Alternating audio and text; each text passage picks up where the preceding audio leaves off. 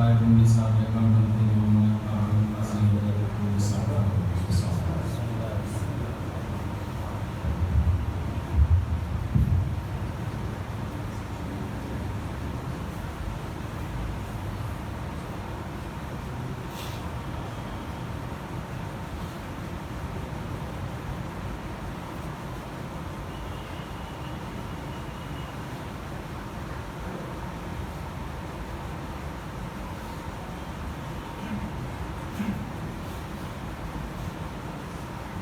ماشاء اللہ لا حول ولا قوة الا بالله العلی العظیم اعوذ باللہ من الشیطان الرجیم بسم اللہ الرحمن الرحیم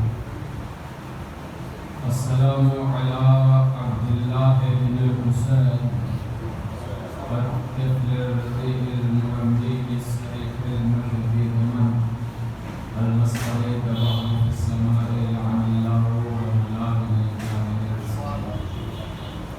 اللهم عرفني نفسك فإنك إن لم تعرفني نفسك لم أعرف رسولك اللهم عرفني رسولك فإنك إن لم تعرفني رسولك لم أعرف حجتك اللهم عرفني حجتك فإنك إن لم تعرفني حجتك فردت عن ديني اللهم كن لوليك الحجة ابن الحسن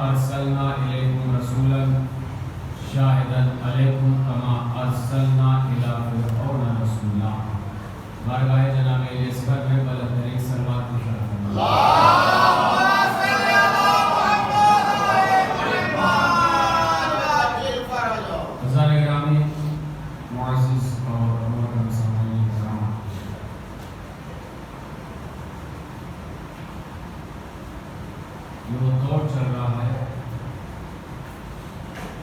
جس دور میں خطبہ نے اور علماء نے یہ کہنا ہی بند کر دیا کہ آپ آگے آگے تشریف لے آئیں، اس لیے کہ ہمیں پتہ ہے کہ حالات کیسے ہیں اور آپ کو بھی پتہ ہے کیسے ہے. تو ابھی تک یہ سوشل ڈسٹینس کا جو پالن چل رہا ہے، خدا کرے اس مجلس رضا کے صدقے میں یہ وبا اس کو نابود پھر ہم ایسے بیٹھے جیسے پہلے کھانے سے کھانا رہا اور انشاءاللہ ہو ہی جائے گی اور ہو ہی رہی ہے. لیکن ایسے برا شوق ماحول اور برا شوق دور میں بھی کہیں ایسا نہیں سننے میں آیا کہ کہیں ذکر حسین ابن علی ہوا. ہر جگہ ذکر حسین ہوا، بلکہ جہاں جہاں ہم گئے اور ہم نے پڑھا تو وہاں لوگوں نے ہم سے یہ بتایا کہ ہر سال سے زیادہ مجلس ہوا. اس کا مطلب یہ ہے کہ آتی ہوئی وباؤں سے ذکر اہل بیت رکا نہیں.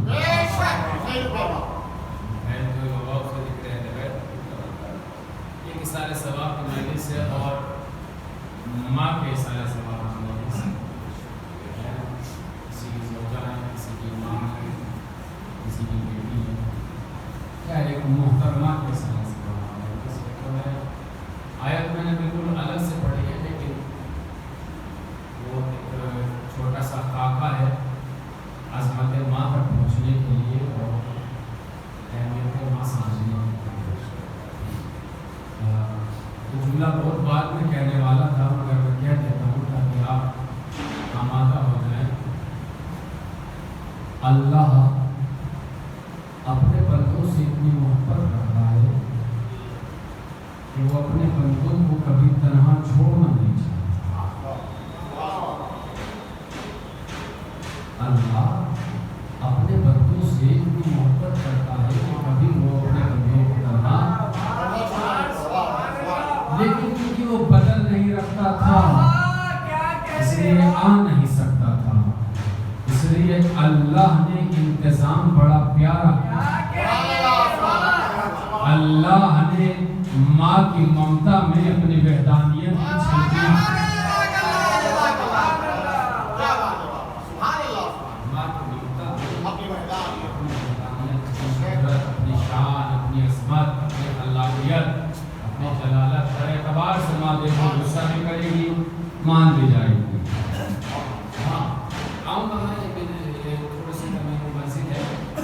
عظمت بڑا پہلو آپ کو سنانے لگا ہوں بس یہ خیال رہے کہ چہروں کے ماسک آپ کی آوازوں کو نہ دبائیں ہے آپ کی آواز چہروں کے ماسک انشاءاللہ روکے گی آیت میں نے پڑھی ہے انا ارسلنا الیکم رسولا اللہ کہہ رہا ہے اس امت سے مخاطب ہو کر ہم اور آپ کہ ہم نے تمہاری طرف ایک رسول بھیجا شاہدن علیکم جو تم لوگوں پر گواہ ہے کما ارسلنا الی فرعون رسولا ایسے ہی بھیجا جیسے فرعون کی طرف ایک رسول بھیجا آیت کم آیت کے دو رکن نکلتے ہیں پہلا یہ ہے کہ اللہ کہہ رہا ہے کہ ہم نے رسول بھیجا پھر کہہ رہا ہے کہ ایسے بھیجا کہ جیسے فرعون کی طرف بھیجا تھا پہلا نتیجہ علماء نے یہ نکالا کہ جیسے موسیٰ گئے تھے فرعون کے دربار میں اور موسیٰ کو وہاں اللہ نے امت پہ غالب کیا تھا ویسے ہی اللہ نے تمہارے درمیان محمد کو بھیجا ہے اگر ساری کائنات مخالف بھی ہو جائے تو یہ مغلوب ہونے والا نہیں یہ تم پر غالب ہوگا اور دوسرا فکرہ شاہدن علیکم اور یہ تم پر گواہ ہے علماء نے لکھا شاہدن علیکم کا مطلب دنیاوی لحاظ سے نہیں ہے بلکہ کہ یہ آخرت میں تمہارا گواہ ہے تم نے کیا کیا تم رہے کیسے تم نے کھایا کیسے تم نے پیا کیسے اچھا مثال کس کی دی کا نبوت کی کون سے نبی کی جناب موسیٰ کی کا کار رسالت میں جیسے موسیٰ ہیں ویسے ہیں محمد مجھے ایسا محسوس ہو رہا ہے جیسے میں سلوات جو وشاکھاپٹنم سے لے کے آیا بلند ترین سلوات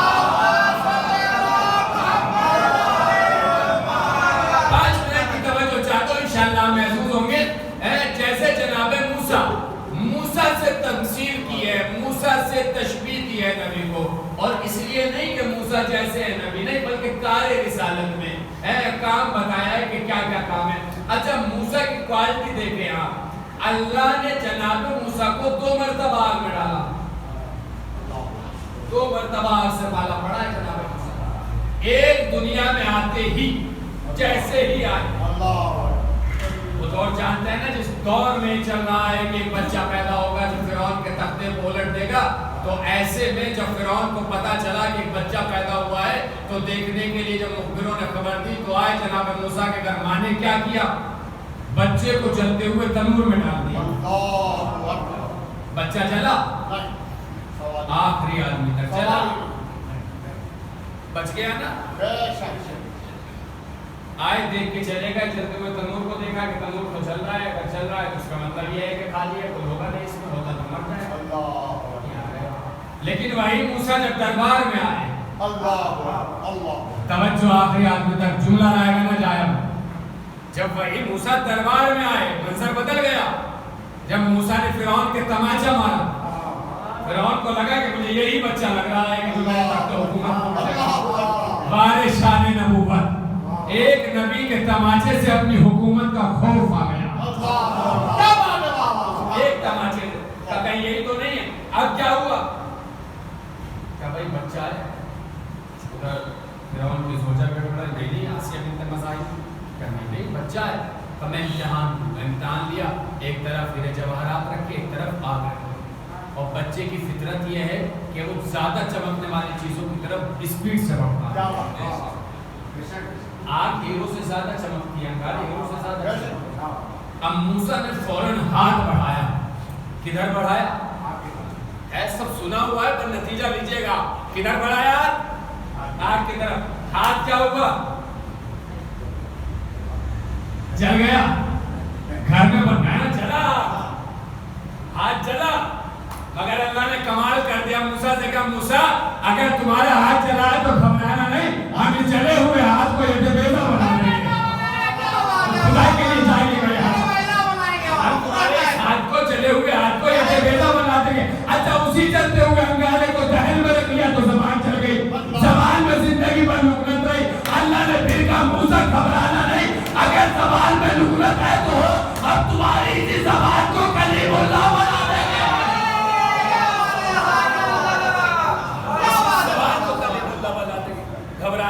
اچھا کمال یہ ہے کہ وہی موسیٰ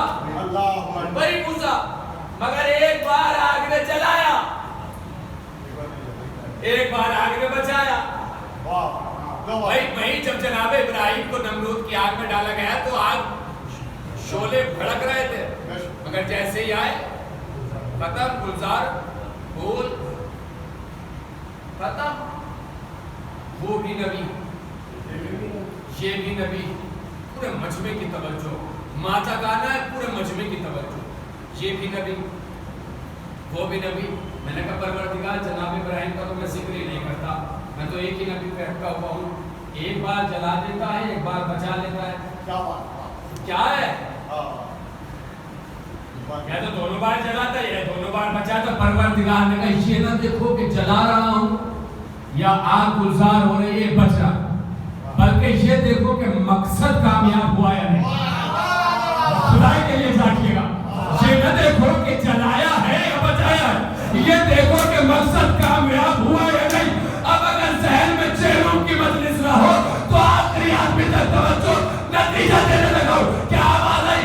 یہ نہ دیکھو کہ جلایا یا نہیں، یہ دیکھو کہ مقصد پورا ہوا یا نہیں. ایک طرف آگ نے جلایا تو بھی مقصد میں کامیاب، ایک طرف آگ نے نہیں جلایا تو بھی مقصد میں کامیاب. کامیاب ہے مقصد کی کامیابی، نہ چلنا نہ بچنا. اب کوئی یہ نہ کہے حسن نے سلو کیوں کی، حسین نے چل کیوں کی.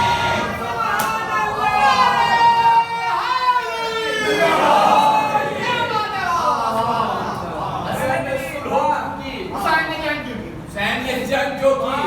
جواب وہی آئے گا جو جناب موسیٰ کے یہاں آیا. یہ نہ دیکھو کہ سلو ہوئی ہے جنگ، یہ دیکھو کہ مقصد میں کامیابی ملی ہے نہیں. اور یاد رکھے گا یہ ہم پڑھنے میں اور ہم کیا اس لیے بھی کبھی کبھی جب ہم لوگ مدرسے میں پڑھتے تھے تو نفی سے مثبت کی طرف آتے تھے تاکہ بات کو سمجھنے میں آسانی ہو. منفی سے مثبت کی طرف آتے تھے تاکہ بات کو سمجھنے میں آسانی ہو. تمام خطبہ اس فکرے کو پڑھتے ہیں کہ ہم غلط پڑھتے ہیں کہ حسن نے صلح کی، حسین نے جنگ کی. نہیں، حسن سے صلح کی گئی، حسین سے جنگ کی گئی. جو کام امام حسن نے کیا اگر وہ امام حسین نے کیا ہوتا تو بھی وہی بات تھی. اب پورے مجمع کی توجہ جہاں لے کے آنا چاہ رہا تھا میں لے آیا. یہاں سے بات شروع ہو. یہ نہ دیکھو کہ امام حسن نے صلح کی ہے، امام حسین نے جنگ کی ہے. دیکھو مقصد میں کامیاب ہوئے یا نہیں، کامیابی مقصد میں ملی یا نہیں. مقصد میں کامیابی ملی. اور دلیل سنیے مقصد کی کامیابی کی. مقصد کی کامیابی کی دلیل یہ ہے کہ صلح امام حسن میں ہوا یہ تھا، بھی پڑھوں گا، کہ معاویہ نے صلح کا آفر دیا، امام حسن نے ایکسپٹ کیا. امام حسن نے ایکسپٹ کیا. اب بعد میں صلحوں سے بنی ہاشم کو فائدہ پہنچا یا بنی امیہ کو. اگر یہ دیکھنا ہے تو اس صلح کے بعد والا کارنامہ دیکھو. اب بعد میں ہونا یہ چاہیے تھا کہ اگر بنی امیہ کو صلحوں سے فائدہ ہوا ہوتا تو یزید کو چاہیے ہوتا کہ صلحوں کا آفر دیتا. امام حسین کو چاہیے تھا کہ ٹھکرا دیتے.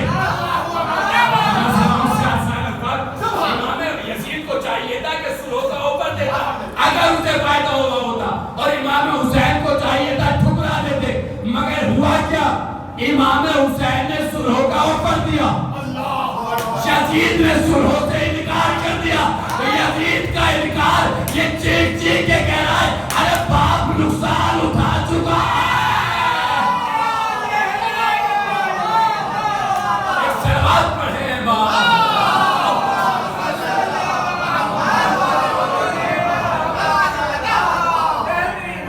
آپ نقصان اٹھا چکا ہے. اچھا اب اگر اسے سمجھنا ہے تو پہلے شرائط صلح امام حسن کو دیکھیں کہ شرائط کیا ہے. شرائط دیکھ آسان ہے صلح امام. ساری شریعت یاد رکھیے گا، گڑبڑیاں وہاں ہوتی ہیں جہاں مائز ہو ہے، وہاں فطرتیں بدلنے لگتی ہیں. یہ کمال اہل بیت کا ہے جس کی آغوش میں پلے ہیں. امام حسین امام حسن کا کمال دیکھو کی عظمت کے لیے کیا کہوں، جسے شہزادی اپنا بیٹا کہتے ہیں نا، اس کی عظمتوں کا دائرہ بھی اتنا بڑا ہو جاتا ہے کہ کائنات مل کے اس کو محدود نہیں کر سکتی، کائنات مل کے بھی اسے محدود نہیں کر سکتی۔ آج شرائط پہ نگاہ کریں اور عظمت سمجھیں۔ شرطیں کیا؟ معاویہ نے خالی کاغذ بھیجا تھا، خالی کاغذ، کوڑا کاغذ، کہ آپ اس میں اپنے شرائط لکھ دیجیے، ہم قبول کریں گے۔ جو اس نے صلح کا آفر کرتا، آپ صرف شرائط لکھ دیجیے، ہم قبول کریں گے۔ کہا ٹھیک ہے۔ امام نے اس پہ شرطیں لکھی، امام نے اس پہ شرطیں لکھی۔ پہلی شرط یہ لکھی امام نے، شرط صلح امام حسن نے پہلی شرط یہ لکھی کہ آج کے بعد معاویہ اپنے شام سنت نبی اور کتاب الہی کے مطابق عمل کرے گا۔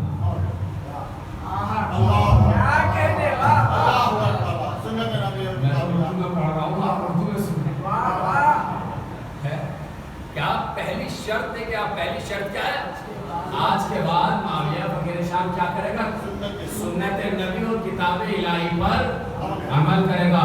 امام حسن نے صلح کی شکل میں پہلا تماشا لگایا۔ یہ شرط بتا رہی ہے کہ اس سے پہلے عمل کرتا نہیں تھا۔ کیسے کرتے ہیں؟ اس سے پہلے عمل کرتا نہیں تھا۔ اور آگے بڑھے، بعد میں نتائج دوں گا۔ دوسری شرط لکھی، دوسری، آج کے بعد معاویہ دینی کاموں میں دخل اندازی نہیں کرے گا۔ امام نے دوسرا تماشا مار کے دین سے خارج کر دیا۔ پھر تیسری شرط، یہ تیسری شرط معاویہ کے فیور کی تھی۔ امام نے کہا آج کے بعد حکومتی معاملات میں ہم دخل اندازی نہیں دیں گے۔ یہ شرط اکیلی تنہا، یہ شرط اس کے فیور کی۔ امام نے کہا آج کے بعد ہم حکومتی معاملات میں دخل اندازی نہیں کریں گے۔ چوتھی شرط، چوتھی شرط، آج کے بعد شیعہ نے حیدر کرار کی جان، مال، عزت، آبرو محفوظ رہے گی۔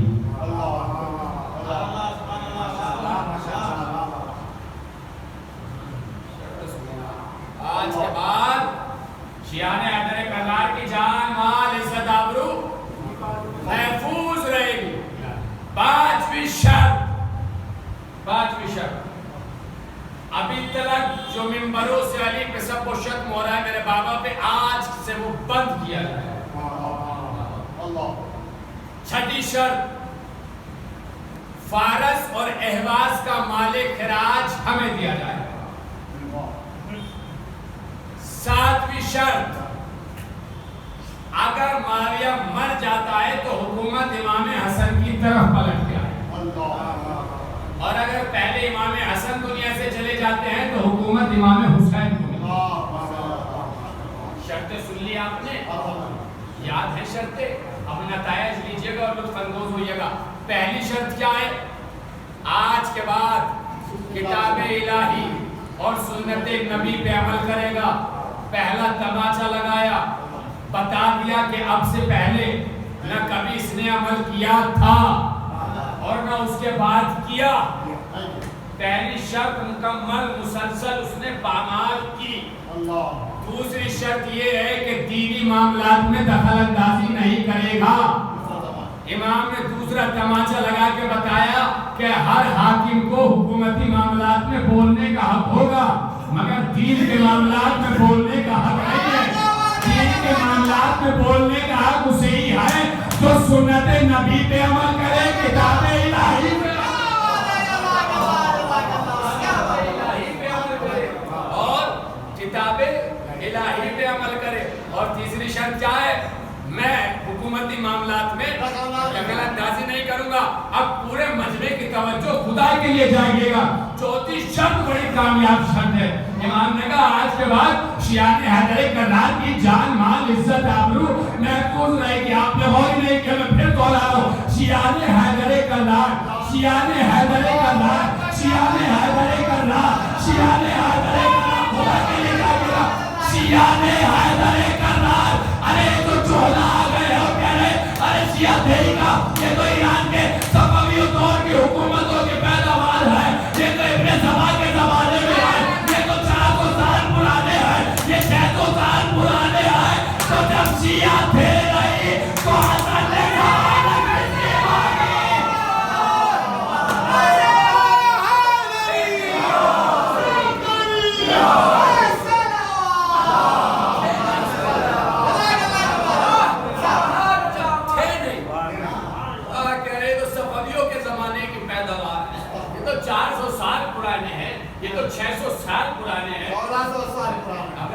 تھے نہیں تو شرط صلح امام حسن کیوں ہے کہ آج کے بعد شیعان علی کے، اور شیعان علی میں نام بھی موجود ہیں جناب حجر جنہیں شہید کر کے شیعت کو پامال کیا گیا، شرط کو پامال کیا گیا ہے، جناب میثم تمار ہے، شرط پامال ہوئی ہوئی ہے ساری ہے۔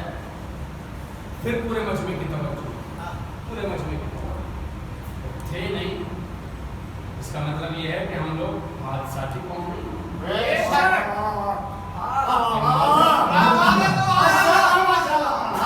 امام نے شرط لکھ کر یہ بتایا کہ ہم مانتے ہیں شیعہ ہیں، اور دشمن سے دستخط کرا کے بتایا کہ وہ بھی مانتا ہے کہ شیعہ ہے۔ امام نے لکھ کر بتایا کہ شیعہ ہیں، اور دشمن نے دستخط کر کے بتایا کہ ہم شیعہ ہیں۔ پانچویں شرط کیا ہے؟ آج کے بعد منبروں سے کبھی علی کو برا بھلا نہیں کہا جائے گا۔ معلوم ہے کہا گیا، شرط یہ بھی پامال ہے۔ شرط ابھی تک کوئی ایسے نہیں پانچوں میں جو پامال نہ ہوئی ہو، جسے معاویہ نے پامال نہیں، کتاب و سنت پہ عمل نہیں کیا وہ بھی پامال کی، دین کے معاملات میں دخل اندازی کی وہ بھی پامال کی، شیعہ نے حیدر کرار محفوظ نہیں رہے وہ بھی پامال کی، علی پہ سب و شتم نہیں رکا وہ بھی پامال کی، اور پانچویں شرط یہی سب و شتم نہیں ہوگا اسے بھی پامال کیا۔ چھٹی شرط یہ بھی بڑی خوبصورت شرط ہے، آج کے بعد اہواز و فارس کا مال خراج بالکل ہمیں دیا جائے گا، مال خراج ہمیں دیا جائے گا۔ آپ سوچ رہے پتہ نہیں میں کیا کہہ رہا ہوں، مال خراج ہمیں دیا جائے گا؟ ارے مال خراج ہمیشہ ہارنے والا جیتنے والے کو دیتا ہے۔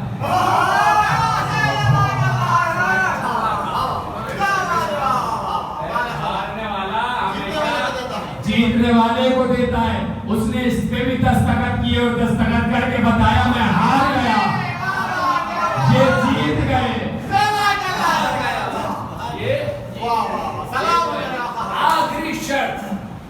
آخری شرط کا حکومت معاویہ کے بعد پلٹ کے امام حسن کی، اور اگر امام حسن دنیا سے چلے جاتے ہیں تو حکومت امام حسین کی طرف آئے گی۔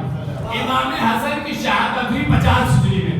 اب جو لوگ یہ کہتے ہیں کہ امام حسن اور امام حسین میں بنتی نہیں تھے، سلو چاہتے تھے جنگ، تو سوال یہ ہے کہ سن 50 ہجری میں جب امام حسن کی شہادت ہو گئی تو پھر امام حسین 10 سال تک خاموش ہوئے۔ سوال ان کے لیے، آپ کے لیے نہیں، آپ کو تو جواب معلوم ہونا چاہیے۔ سوال ان کے لیے جو کہتے بندی نہیں تھی، اگر بندی نہیں تھی تو امام حسن کی شہادت 50 ہجری میں ہوئی، امام حسین کی شہادت قیام جو ہے 7 ہجری میں شروع ہوا، تو یہ 10 سال خاموش ہوئے۔ یہ خاموش نہیں تھے بلکہ وہ جو آخری شرط تھی کہ معاویہ کے مرنے کے بعد حکومت پلٹ کے ادھر آئے گی، امام حسین 10 سال تک اسی شرط صلح امام حسن میں قائم رہے۔ شرط صلح امام حسن پہ قائم رہے اور خاموش رہ کے زمانے کے لوگوں کے منہ پہ تالے ڈال دیے کہ میری خاموشی میری خاموشی نہیں ہے بلکہ میرے بھائی کی ہوئی صلح ہے۔ اور جیسے ہی معاویہ مرا وہ شرط بھی پامال ہو گئی۔ اب امام حسین نے کہا کوئی شرط نہیں بچی کہ جو امام بھائی نے کی، اب وقت ہے قیام کا۔ اب وقت ہے قیام کا۔ عزیزو، جو فاطمہ جیسی ماں کی آغوش میں پلی، اس کے بیٹوں کا معیار کم سے کم حسن اور حسین میں نے جملہ بہت نظافت سے فکرہ میں نے کہا ہے، کاش کہ میں اسے نبھا لیتا۔ بیٹے حسن اور حسین ہی ہوتے ہیں، سوال ہی پیدا نہیں ہوتا۔ عزیزو، ہم یہ کہہ کر اپنی جان نہیں چھڑا سکتے، وہ تو معصومات ہیں، بن نہیں سکتے۔ عزیزو، اگر نہیں بن سکتے ہوتے تو وہ ہمارے درمیان نہ آتے۔ آپ کمال دیکھیں، ہدایت کے دو ہی تو سسٹم رہے، ایک نبوت پہ ختم ہوا، امامت سے شروع ہوا، یعنی آدم سے شروع ہوا، نبی پہ ختم ہوا، خاتم النبیین، اور دوسرا پہلے سے شروع ہوا 12ویں پہ ہے۔ ایک دور جو ختم ہو گیا، اس کی ہدایت کے جب سلسلہ بنائیں گے اور حاجیوں کی فہرست اٹھائیں گے تو دیکھیں گے 1.25 لاکھ، اور ایک طرف جو زمانہ آج تک قائم و دائم ہے اس کی حاجیوں کی فہرست اٹھائیں گے تو بس 12۔ ایک طرف 1.25 لاکھ اور ایک طرف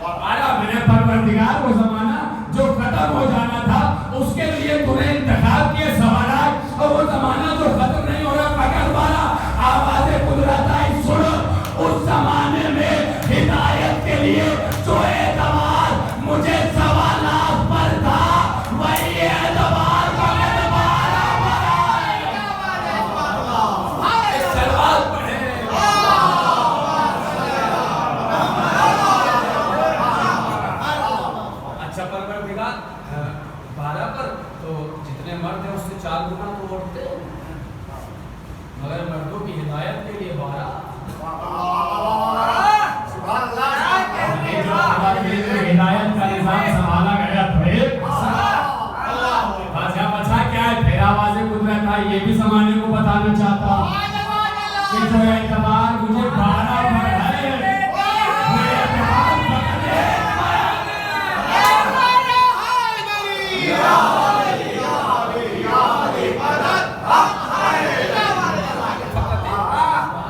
اسی لیے کہ عالم امام نے کہا ہے کہ ہم پوری دنیا پر حجت ہیں اور ہماری جد کا فاطمہ ہم پر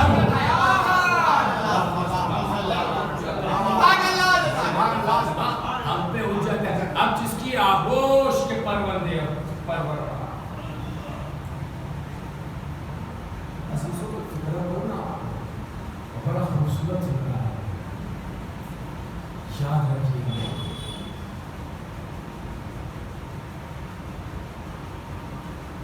بچوں کی پرورش میں سب سے اہم کردار ماں کا ہوتا ہے.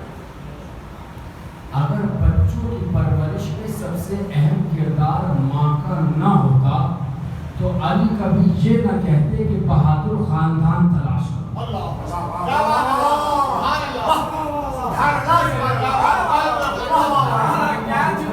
بہادر خاندان تلاش کرو یہ میں نے اپنی طرف سے نہیں کہا, یہ تو میں نے حدیث رسول کو نص بنا کے کہا ہے کہ میرے نبی نے فرمایا کہ اگر ساری دنیا اولاد ابو طالب ہوتی تو دنیا میں کوئی بزدل نہ ہوتا.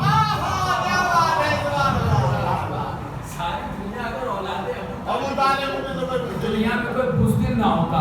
تو پھر تو غازی عباس تو ابو طالب کے پوتے ہیں, ابو طالب کا بیٹا ہے, تو بہادری تو پھر نسلوں میں ہے. پھر بھی علی نے کہا کہ بہادر خاندان, اس لیے کہ باپ سے زیادہ ماں کی اہمیت بتائی جا رہی ہے. یہاں علی کی اہمیت میں کمی نہیں ہوئی ہے بلکہ یہاں علی نے گھر میں رہنے والی خاتون کی اہمیت بتائی ہے. اور بتائی کیوں ہے بہادر خاندان کیوں کہا ہے؟ اس لیے کہا ہے کہ جب نوجوانوں تم اپنے لیے یا تمہارے ماں باپ تمہارے لیے رشتہ تلاش کریں تو ذہن میں رہے کبھی اپنے لیے اپنی زوجہ نہ ڈھونڈنا بلکہ اپنے ہونے والے بچوں کی ماں تلاش کرنا. اپنے ہونے والے بچوں کی ماں تلاش کرنا. اور یہ فکرہ بھی میں نے اپنی طرف سے نہیں کہا ہے, یہ بھی میں نے چھٹے امام کی حدیث کو نص بنا کر آپ کو عقیدہ مولوی نہیں پڑھائے گا. آپ کی سب سے بڑی غلط فہمی ہے کہ آپ کو عقیدہ مولوی دیتا ہے. آپ کو مولوی نہیں بتائے گا مذہب کیا ہے, آپ کو مولوی نہیں بتائے گا ولایت کیا ہے, آپ کو مولوی عقیدہ نہیں پڑھائے گا. اگر مولوی عقیدہ پڑھا رہا ہوتا تو پھر امام یہ نہ کہتے کہ جب تم اپنے دل میں ولایت علی کی ٹھنڈک محسوس کرو تو اپنی ماں کو سلام کہنا. اپنی ماں کو سلام کہنا. اگر عقائد مولویوں سے لیے جاتے مجھ سے لیے جاتے تو پھر سلام مجھے کہلوایا جاتا, سلام مجھے کہلوایا جاتا. مگر سلام کہلوایا گیا ہے ماں کو. ہمارا کام ہے بس ان عقیدوں کو دہراتے رہنا جو آغوش مادر میں ماں نے ہمیں سکھائے ہیں. اچھا کیسے سکھائے ہیں ماں نے؟ آؤ سنیں کیسے سکھائے. علامہ ہلی نام کوئی ایسا کوئی آدمی یہاں بیٹھا ہوا جس نے علامہ ہلی کا نام نہ سنا؟ کوئی ہے؟ پھر میں علامہ ہلی کا تعارف کرواؤں گا. نہیں جانتے علامہ ہلی تو سب جانتے ہیں. کم سنی کی عمر میں درجہ اجتہاد پہ فائز ہو گئے. اللہ اکبر. وہ علامہ ہلی انہیں دربار میں بلایا گیا اور بلانے کے بعد کہا گیا کہ بھائی کیا سن رہے ہیں؟ ہم نے سنا ہے کہ تمہارے امام سب سے الگ ہے اور تمہارے امام انبیاء سے افضل ہیں. کیا ہو رہا ہے؟ اور تم ایک فکرہ کہتے ہو جس فکرے کا یہ مناظرہ ہے. فکرہ یہ کہتے ہو کہ اتنے علم کو دشمنوں کے اہل بیت علیہ السلام سے دور رکھنے والوں کے علماء کے پاس نہیں ہے جتنا علم والے بچوں کے پاس. کیسے بیٹھے ہیں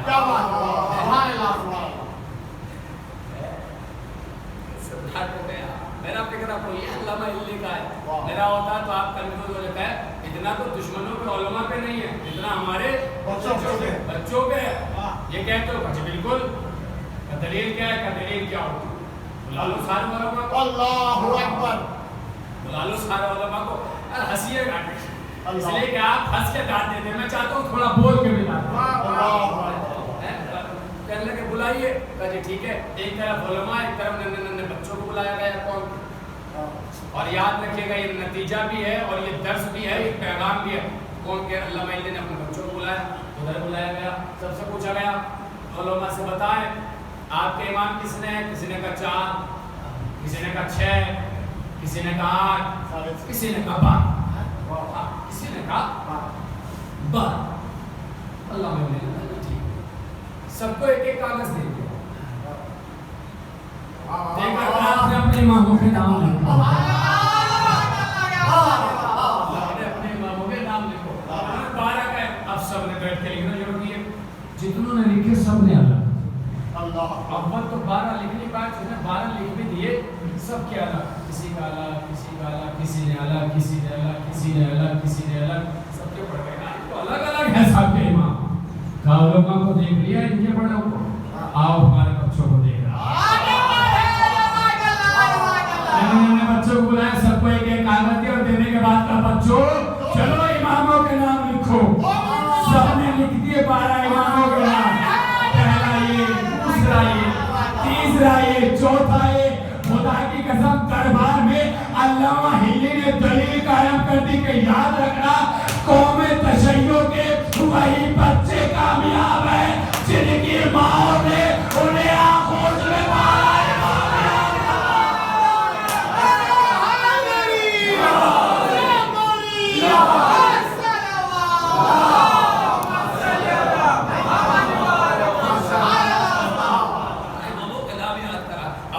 بچوں کو یاد نہیں ہے اسے چاہیے کہ وہ یاد کرے. اور یہ کام میرا نہیں ہے, بھائیوں کا نہیں, یہ کام ماں کا ہوتا ہے. ایک فکرہ اکثر کہتا ہوں اور پھر کہہ رہا ہوں, اور یہاں تو پہلی بار کہہ رہا ہوں, فیضان میں کئی بار ہے. دیکھیں 2 تہذیبیں ہیں. کتنی؟ کون کون سی؟ ایک تہذیب ہے آپ کے گھر کی, ایک تہذیب ہے فرض آزادی. کتنی تہذیب ہے؟ 2. ایک کہا کی آپ کے گھر کی, دوسری کہا کی آپ کے فرض آزادی. کہنا ہے یاد رکھو اگر کامیاب ہونا ہے تو گھروں کی تہذیب کو فرض آزاد پہ نہ لانا, فرض آزاد کی تہذیب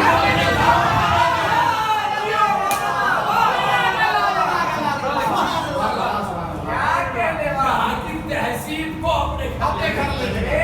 اس لیے کہ تہذیب ہمیں جینے کا سلیقہ سکھاتی ہے. تہذیب ہمیں جینے کا سلیقہ سکھاتی ہے.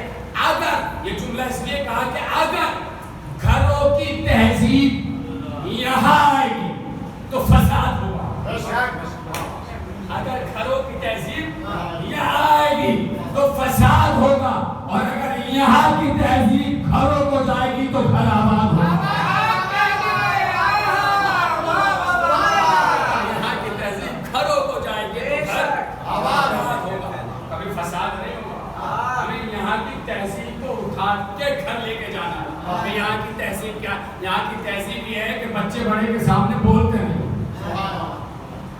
کون سی بات ہے یار, چیز بتاؤں آپ کو ہے, اور آپ کو نہیں بتاؤں گا تو کسے بتاؤں گا.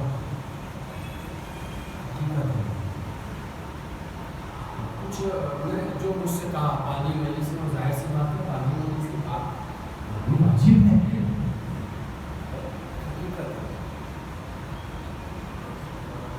اکثر بچوں کے خراب ہونے میں کچھ کہیں نہ کہیں جو خامیاں ہوتی ہیں وہ ماں باپ کی.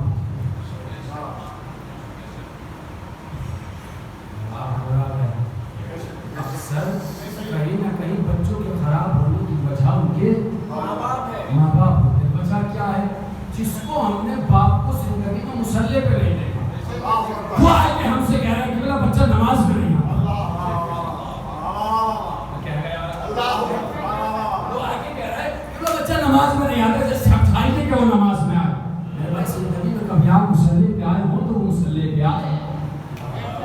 جو بندہ ہمیشہ باہر کھڑا رہتا ہو, کبھی فرش اعضاء پہ نہیں بیٹھتا, وہ آگے یہ کہہ رہا ہے کہ بچے باہر کھڑے رہتے ہیں. یہ ہے کہ آپ انگلی پکڑ کے لائیں, آپ انگلی پکڑ کے رہے. ماں سے اسے پوچھا گیا کہ بچے کی پرورش کب سے شروع ہوتی ہے؟ ماں کب سے پالنا شروع کرتی ہے بچے کو؟ تو میرے مولا نے فرمایا کہ اس کی ولادت سے 9 مہینے پہلے سے.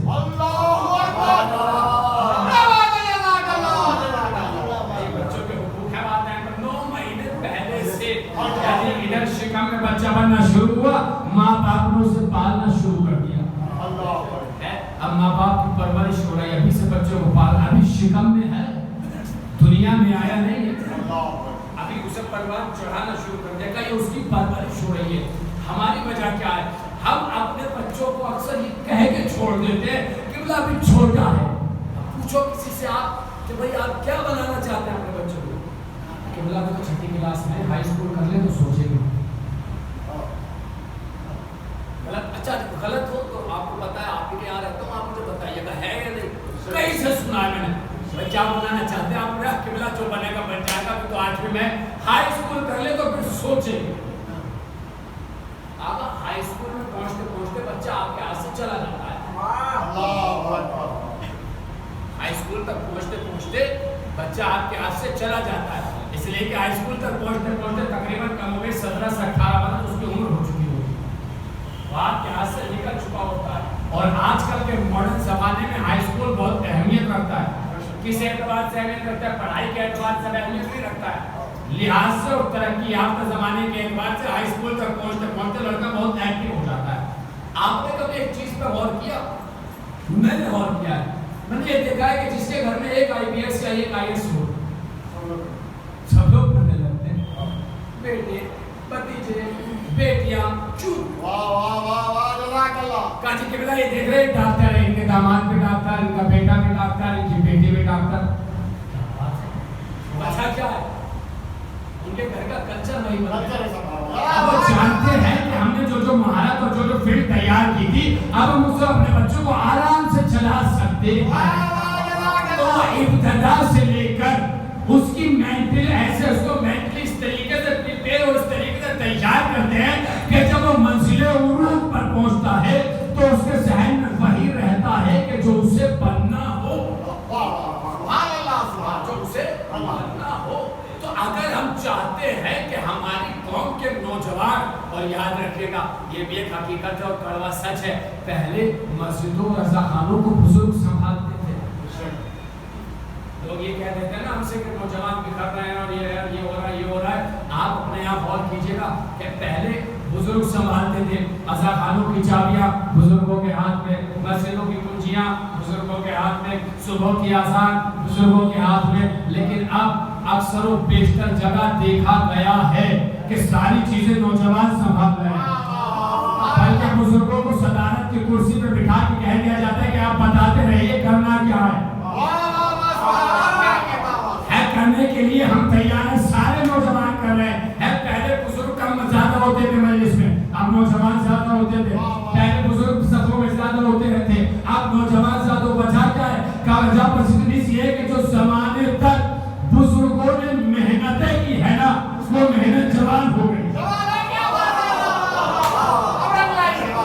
محنت اب جوان ہوئی, محنت اب جوان ہوئی ہے. اب جوانوں سے گزارش ہے کہ آپ اپنے آپ کو مینٹلی اس طریقے سے تیار کرنا ہے. یہ غلط ہے, یہ آپ لوگوں کے ذہن میں بالکل غلط شائبہ بٹھا دیا گیا ہے کہ حالات خراب ہے ہندوستان کے, مسلمان ہیں, ہمیں نوکریاں نہیں ملیں گی, ہمیں جابس نہیں ملیں گی, ہر جگہ سیاست ہے. ٹھیک ہے, آپ کا سیاست ہے, سیاست تو اس وقت تک آپ کے آئے گی جب تک آپ نمبر کے لیے پڑھیں. کہ آپ کے 98% آ جائے, 97% آ جائے, آپ کو پرسنٹیج سے مطلب نہیں ہونا چاہیے, آپ کے پاس صرف کتنا IQ ہونا چاہیے. اور یہ سیاست 8ویں امام نے کی تھی. جب ہارون کے زمانے میں تمام امام کے چاہنے والوں کو نکالا جانے لگا, ظلم ہونے لگے, ستم ہونے لگے, تو 8ویں امام نے علم کو اتنی ترقی دی کہ بادشاہ ڈھونڈنے لگا کہ اس علم میں کون مہارت رکھتا ہے. کا فلاں شخص, کا وہ تو ان کا چاہنے والا ہے, کہ ہوگا بھلے چاہنے والا, ہمیں ضرورت ہے, ہمیں ضرورت پوری کرنی ہے, اسے دربار بنے گا. اور ان میں سب سے بڑا نام ملتا ہے علی ابن یقطین, کیمسٹری کے ماہر. ایسا ہی حاصل کیا کہ بادشاہ نے ڈھونڈا انہیں.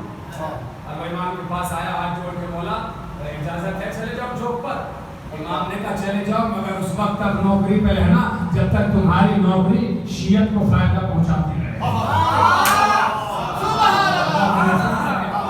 جب تک تمہاری یہ نوکری اس قوم کو فائدہ پہنچاتی رہے، شیعت کو فائدہ پہنچاتی رہے، چاہنے والوں کو فائدہ پہنچاتی رہے، اور جس دن یہی نوکری نقصان بن جائے، ضرر بن جائے،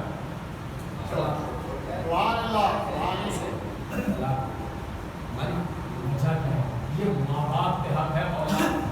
پہلا حق ماں باپ پہ یہ ہے کہ اچھا نام رکھیں، دوسرا حق یہ ہے کہ اچھا کھلائیں، تیسرا حق یہ ہے کہ اچھے سے پالیں، پرورش کریں، چوتھا حق یہ ہے کہ اچھا سرشتہ دیکھیں۔ یہ حقوق ہے۔ ایک جملہ ہے اور میرا نہیں ہے، یہ جملہ مرحوم علامہ فیروز حیدر حافظ کا ہے۔ ان کا ایک فکرہ ہے کہ دو چیزیں ہیں، ایک ہے شریعت، ایک ہے فطرت۔ ہو سکتا ہے آپ کو شریعت میں معافی مل جائے، اللہ رحمان و رحیم ہے، شریعت میں ہو سکتا ہے معافی مل جائے، مگر آپ کو کبھی فطرت میں معافی نہیں ملے گی۔ شریعت کیا ہے؟ آپ نے گناہ کیا، اللہ رحمان ہے، ہو سکتا ہے بخش دے۔ فطرت کیا ہے؟ فطرت یہ ہے کہ جو آپ نے کیا ہے وہی آپ کو آئینے میں دیکھنا ہے۔ آج آپ نے اپنے ماں باپ پہ ظلم کیا ہے، ہو سکتا ہے کہ شریعت کا کوئی نازک پہلو نکل آئے اور کسی وجہ سے چھوڑو یار معاف کر دو، ماں باپ نے بھی معاف کر دیا، اللہ نے بھی معاف کر دیا، یہ شریعت ہے۔ ہو سکتا ہے، ہوگا نہیں۔ ابھی آپ کہیں کہ میں نے شریعت میں کر دیا کام، ہو سکتا ہے، میں مثال ہو سکتا ہے، مگر فطرت میں معافی نہیں۔ فطرت کیا ہے؟ اگر تم نے اپنے ماں باپ پر ظلم کیا ہے تو یہ فطرت ہے کہ تمہاری اولاد تم پہ ظلم۔ اگر تم نے باپ کو گھر سے نکالا ہے تو فطرت ہے کہ تمہاری اولاد تمہیں گھر سے نکالے، یہ فطرت ہے۔ اگر تم نے کسی پہ ظلم کیا ہے اپنے کمزور پر، ہو سکتا ہے شریعت معاف کر دے، جس پر ظلم کیا ہے وہ معاف کر دے، مگر فطرت یہ ہے کہ آپ سے بڑا پھر کوئی آپ پر ظلم کرے گا۔ اس لیے آپ کو شریعت کے ساتھ ساتھ فطرت سے بھی ڈرنا چاہیے، شریعت کے ساتھ ساتھ فطرت سے بھی ڈرنا چاہیے کہ جو کر رہے ہیں وہ گھوم پھر کر ہماری طرف آنا ہے، طے ہے۔ اور یہ بھی میں نے کبھی آپ سمجھے بڑے خطیب کا فکرہ ایسے ہی کوئی کہہ دیا ہوگا کہ اس فکرے کی تائید جو ہوئی وہ چھٹے امام کی حدیث ہوئی۔ امام نے فرمایا اگر تم پہ کوئی الزام لگائے، اگر تم پہ کبھی الزام لگائے تو گھبرانا نہیں، اس لیے کہ جو الزام اس نے لگایا ہے وہ تب تک نہیں مر سکتا جب تک وہ خود اس الزام کا شکار نہ ہو۔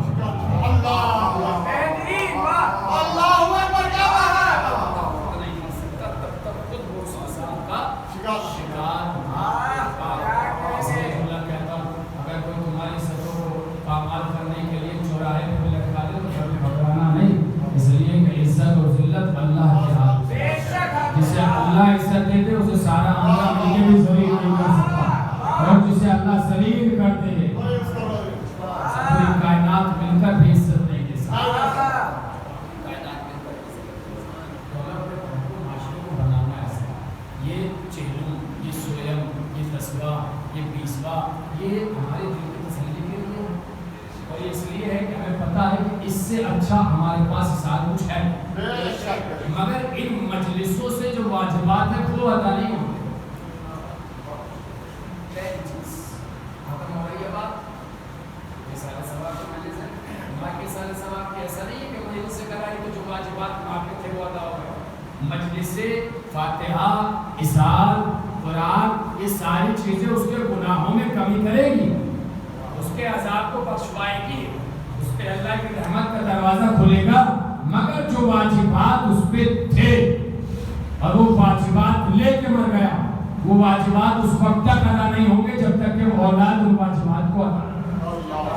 واجبات کیا ہے کہ اگر نماز قضا تھی تو واجب تھی، اور نماز اس وقت تک پوری نہیں ہوگی جب تک اولاد نہ پڑے یا نہ پڑھائے، اور روزے جو قضا تھے اس وقت تک معاف نہیں کیے جائیں گے، یا تو رکھے یا رکھوائے، وہ حج جو قضا تھا اس وقت تک معاف نہیں کیا جائے گا، یا تو کرے یا کروائے، کرے یا کروائے۔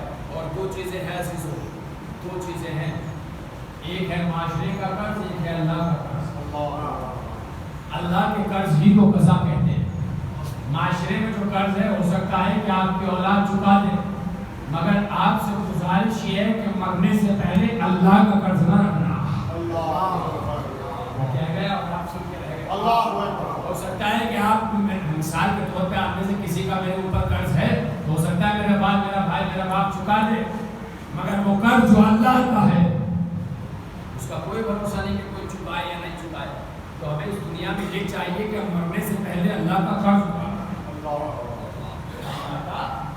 اتاریں, اس لیے کہ اگر اس کا قرض لے کے گئے جسے ہم قضا کہتے ہیں, تو اس قضا کو اتارنے والے ہم بھی جانتے ہیں اور آپ بھی جانتے ہیں کہ 1 یا 2% ہی ہوتے ہیں, تو اس میں سب رکھا جائے کہ فرسٹ نمبر پہ یہی ہے.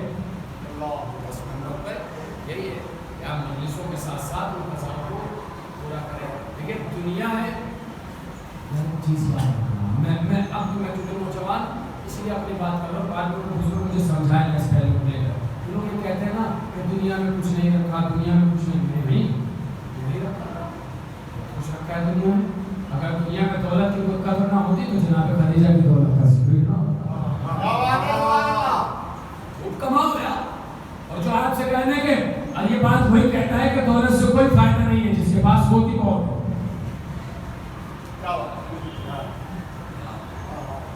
یہ بات وہی کہتا ہے جس کے پاس ہوتی وہ عزیزو, دولت سے کیوں فائدہ نہیں. آپ خوب دولت کماؤ, کمانے پر پابندی نہیں ہے.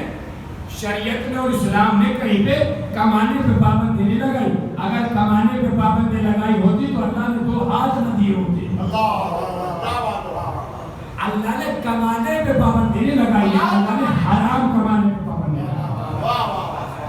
اگر اسلام یہ تک کہتا ہے اگر آپ کی شان یہ ہے کہ آپ 10 گاڑیاں رکھ کے چلو, تو آپ کو واجب ہے کہ آپ 10 گاڑیاں سے چلو. آپ کی اگر شان یہ ہے کہ اگر آپ 10 اسکارپیو سے نیچے چلیں گے تو آپ کی شان میں فرق پڑے گا. اسلام کہتا ہے آپ 10 کار سے چلیں, مگر شرط یہ ہے کہ کسی کا حق نہ ہو. شرط یہ ہے کہ حرام, شرط یہ ہے کہ حلال نہ کما سکو. اور کوشش کیا جائے جو کمایا جائے وہ وہاں لگایا جائے کہ جہاں لگا کے پھر 10 گنا ملے گا. تجارت ہی کرنی ہے تو اللہ سے کرو, تجارت ہی کرنی ہے تو حسین نے کرو. لے میرے مولا, تم نے کہا ہے کہ 1 کے بدلے 10 دیں گے, تو لو مجلس کے لیے 1000 لگا رہا ہوں, 10,000 پہنچا دیں. لگائیے آپ اس عقیدے پہ کریں, خرچ کریں. ایک واقعہ سنا کے بعد ختم کر رہا ہوں. کوئی چیز میں نے اپنی طرف سے نہیں کہی, اپنی بیت نہیں سنا. ایک عالم دین کا واقعہ, اور اس منبر کی قسم وہ واقعہ میں نے سنا اور پڑھا تو میں ایک عالم دین ہر سال غازی عباس کی نثر دلاتا, ہر سال 8 محرم آتی تھی اور غازی عباس کی نثر. ایک سال کا انتقال, بیٹا بھی عالم دین, اس کی بھی اولاد بیچارہ محنت مزدوری کرنے لگا. جو باپ کے اوپر کچھ قرض تھا اسے دھیرے دھیرے دھیرے دھیرے کر کے آہستہ آہستہ کر قرض اتارتے ہونا. تو وہ بچی جسے مرنے والا عالم ہر سال بلاتے تھے اور حاصل کرواتے تھے, وہ آیا اور آنے کے بعد کہا کہ کیا ارادہ ہے. ہر سال حاضری بناتے تھے, سال تک آپ نے ہمیں مدعو نہیں کیا, انوائٹ نہیں کیا حاضری بنانے کے. تو انہوں نے کہا باپ کرتے تو میرے پاس تھا, میرے پاس نہیں ہے. کوئی منت کوئی ہے, کوئی واجب کوئی ہے کہ میں کروں. تو بچی نے کہا مولا عباس کی حاضری کا معاملہ ہے, آپ گھبرا کیوں رہے ہیں. مولا عباس کی حاضری کا معاملہ ہے, آپ گھبرا کیوں رہے ہیں.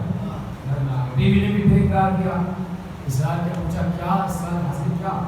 تو انہوں نے بیوی کو بھی وہی جواب دیا, کہہ رہا ابا اگر آتے تو پاس تھا, ہم پہ کوئی منت نہیں ہے, نہ واجب کوئی ہے, کیا کرا ہے, اور واقعی واجب نہیں ہے, باپ کے پاس ہے.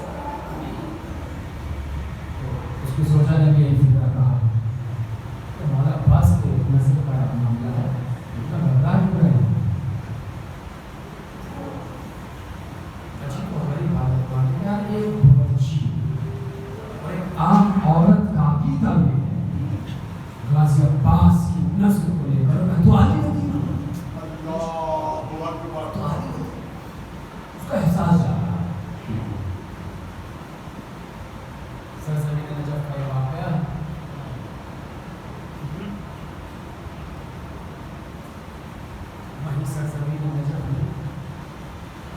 کسی افریقن کی چاولوں کی فیکٹری تھی. عالم دین نے سوچا یار ایسا ویسا تو ہے نہیں, کروں کیا؟ تو انہوں نے کہا یار چلو مارکیٹ سے لوں گا چاول, مہنگے آئیں گے, ڈائریکٹ کمپنی جاتا ہوں اور جا کے فیکٹری سے لے لیتا ہوں, اور 1-1 روپیہ بھی بچا تو 200 کلو تو 200 روپیہ. اتفاقاً یہ ہوا کہ جیسے ہی فیکٹری میں پہنچے تو فیکٹری کا اونر آیا ہوا تھا. وہی عالم دین کو پہچانتا تھا جو کہ مارچا صدیقی کھڑا ہو گیا, السلام اس کے بعد آپ ایسی چیزیں بڑی جی حکم کریں. کہا ارے حاضری کا انتظام کرنا تھا مولا پاس کی, تو میں نے سوچا بازار سے چاول لوں گا تو مہنگے پڑے, سوچا آپ کے یہاں ڈائریکٹ فیکٹری سے لے لوں, کچھ کم پیسوں میں آ جائے. قبلہ کتنا تو پتہ ہے 200 کلو. نوکر کو بلایا, بلانے کے بعد کہا قبلہ ہے 200 کلو چاول پیک کرو اور پہنچاؤ, اور حضرت عباس کا نام لکھ دو. اس کے نام لکھ دو, حضرت عباس کی نام. کیسے کیا اللہ نے انتظام؟ آیا تھا کہ 2-1 روپے کم ہو جائیں گے, سارے چاول اس کے نام لکھ دو حضرت عباس.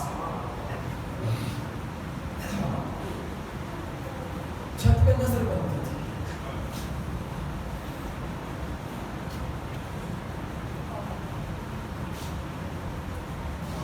ایک فکر کو ماں کے سارے سوال پہلے سے ماں کے حوالے سے بھی فکر کو غازی عباس کا ذکر آ گیا ہے, اور غازی عباس سے مخصوص ہوئی مجلس کے لیے بالخصوصیت واقعات ملتے ہیں کہ جو غازی عباس سے مجلس مخصوص ہو جاتی ہے اس کے لیے نبی فرماتے ہیں کہ سارے اماموں سے کہتے ہیں کہ اس مجلس میں ضرور بھی ضرور, اور زندہ امام سے ضرور اس مجلس میں. اور غازی عباس سے ہوئی بھی مجلس, منصور ہوئی مجلس میں آپ دعائیں مانگو تو یہ ناممکن ہے کہ دعائیں مت ہو جائے. زندہ امام کا اس نے کہا لکڑیاں لایا, کاٹ کے اکٹھے کر کے مزدور لگاؤں گا, 2 مزدور لکڑیوں کو چھت پہ لے جانے کے لیے, تو مطالب دھیان دے ایسا ہے کہ اس نے وہاں کھڑا لگا سب اتارا, بیٹے کو یا کھلی اور سر پہ لکڑیاں لگے, چھت پہ لے جا کے لکڑیاں. اچانک 3-4 لوگ آئے, ان کے پاس ایک بکرا تھا. انہوں نے عالم دین کا نام لیا, لینے کے بعد کہا کیا یہ ان کا گھر کہاں ان سب میں ملنا ہے؟ تو عالم دین کہتے ہیں میں نے سوچا میں سلیے میں ہوں, سر پہ لکڑیاں ہیں, حالت خراب ہے. میں نے کہا کہ میں بلا کے لاتا ہوں. اندر گیا, پڑا ہوا کہا جی بکرا لائے ہیں, ہم کربلا گئے تھے.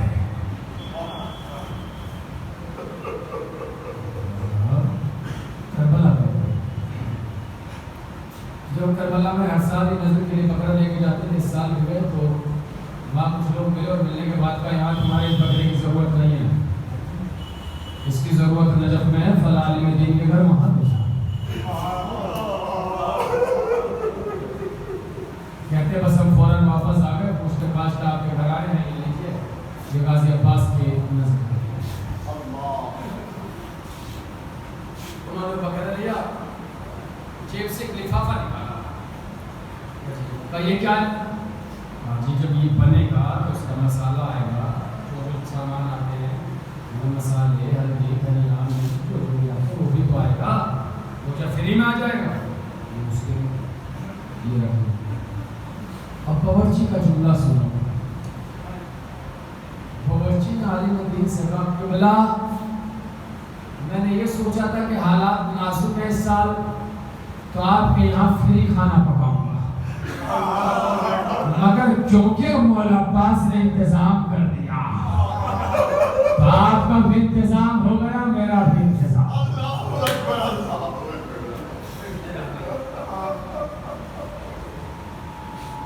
اہل بیت کی راہ میں خرچ کرنے سے گھبرانا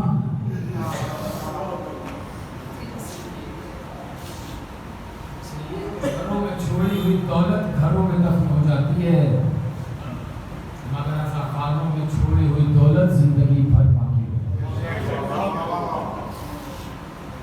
عزائے حسین کا خرچ کرنا، مگر یاد رکھنا کہ ریاکاری پر خرچ نہ کرنا، یہ سوچ کے دروازہ نہ لگانا کہ دروازہ ہی دکھائی دے تو میں آ رہا نہیں، ہم حسین پر خرچ کر دیا تو بس خرچ کر دیا۔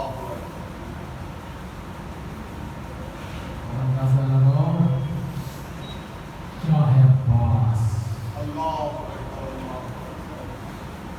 پڑھتا رہا ہے مگر بس اب نہیں پڑھتا، دو جملے پڑھ لوں گا اور ماں سن لوں گا۔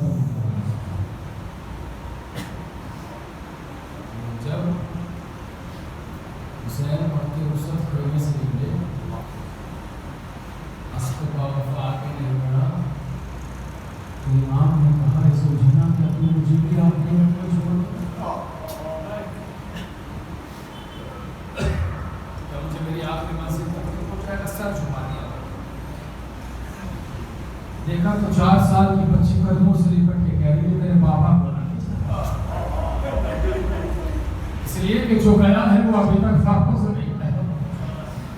حسین نیچے اترے، ننھی سی بچے کو کلیجے سے لگایا، لگانے کے بعد ایک جملہ کہا بیٹا آج کے بعد سونے کی ترتیب بدل جائے گی، آپ ماں کے پاس سونا، اصغر میرے پاس سوئیں گے۔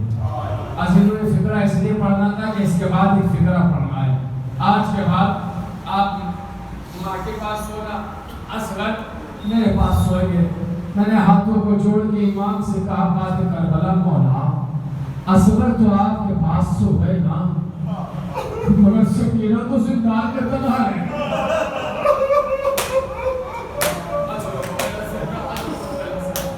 سکینہ تو زندان میں تنہا رہ گئی نا، سکینہ تو زندان میں تنہا رہ گئی، فکرہ سنو گے اگر ہو سکے تو گریہ کر لینا، سکینہ تو تنہا رہ گئی، سکینہ کس کے پاس سوئے گی؟ ارے یہ راز اس وقت کھلا ہوگا کہ جب جناب زینب اربعین کرنے چہلم منانے مرکز حسین میں آئی اور آنے کے بعد کہا ہوگا اے بھائی میں تیرا چہلم منانے آئی ہوں مگر مجھے معاف کر دینا، آپ کی نشانی زندان میں رہ گئی، مگر زینب آج وعدہ کر رہی ہے امامت شام جائے گی، شام کو بتائے گی تب قیام قیامت۔ کبھی سکینہ کو زندان میں تنہا نہ چھوڑے گی۔ ایک فکرہ اور سنو عزیزو، یہی اللہ جانے کیا مصیبتیں ٹوٹی ہوں گی جب جناب زینب مرکز حسین سے رخصت ہوئی تو رخصت ہو کر جناب سجاد سے کہا مجھے ذرا غازی کی قبر پر لے چلو۔ امام نے بازو پکڑ کے چلنا شروع کیا، ابھی چل ہی رہی تھی ایک مرتبہ جناب زینب تمام بیویوں کے سامنے آ جاتی ہے اور آنے کے بعد ہاتھوں کو چھوڑ کے کہتی ہے بیویوں غازی کی قبر پہ جا رہی ہو، بتا دینا کہ تماچے لگے، بتا دینا کہ نیزے لگے، بتا دینا کہ ردائیں چھری، بتا دینا کہ بازاروں میں درباروں میں لے جائے گئے، مگر خبردار کوئی غازی سے یہ نہ بتانا کہ سکینہ زندان میں رہ گئی۔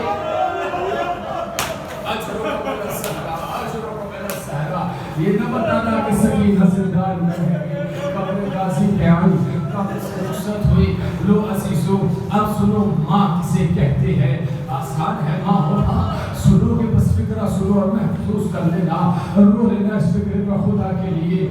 آپ یہاں بیٹھے ہیں، مردوں کے ساتھ سوال کے لیے آئے ہیں، بڑا کلیجے کو ٹھنڈک پہنچتی ہے جب مرنے والے کے گھر ہجوم آ جائے، اللہ جانے کیا گزر رہی ہوگی اہل بیت پر، بھرا گھر لٹ گیا، کوئی پرسانے حال نہیں، کوئی سر پہ دست شفقت رکھنے والا نہیں، کوئی ہدایت دینے والا نہیں۔ عزیزو قیامت جانتے ہیں کب ہوئی؟ قیامت اس وقت ہوئی کہ جب رباب مرکز حسین سے اٹھی، جناب زینب لے کے چلی تو رباب نے مرکز حسین پہ فکرہ کہا تھا میرے والی و والد جا تو رہی ہوں مگر زندگی بھر کبھی سائے میں نہ بیٹھوں گی، زندگی بھر کبھی ٹھنڈا پانی نہ پیوں گی، باقی ممتا کا اندازہ لگانا۔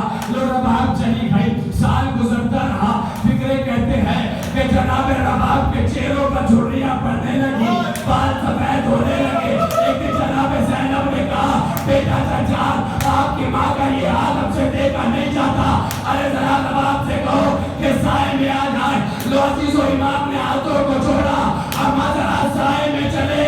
رباب اٹھے، ایک مرتبہ ایک قدم سائے میں رکھا، ہاتھوں کو بلند کیا، پروردگار میری لاج رکھ لے گا۔ اللہ اکبر، پروردگار میری لاج رکھ لے گا۔ عزیز و قدم سائے میں گیا تھا کہ امام نے غلط کے کہا پوپی اماں میری اماں کو سنبھالو۔ اللہ اکبر، پوپی اماں میری اماں کو سنبھالو۔ لو عزیزو، میں نے کہا کہ ماں کیا ہوتی ہے یہ راز اب کھلے گا جب جناب رباب کو غسل و کفن دیا جانے لگا تو رباب کے دامن میں ایک گرا لگی ہوئی تھی۔ جب اس گرا کو کھولا گیا تو شام غریبہ میں علی اکبر کے جلے ہوئے چولہے کی لکڑیاں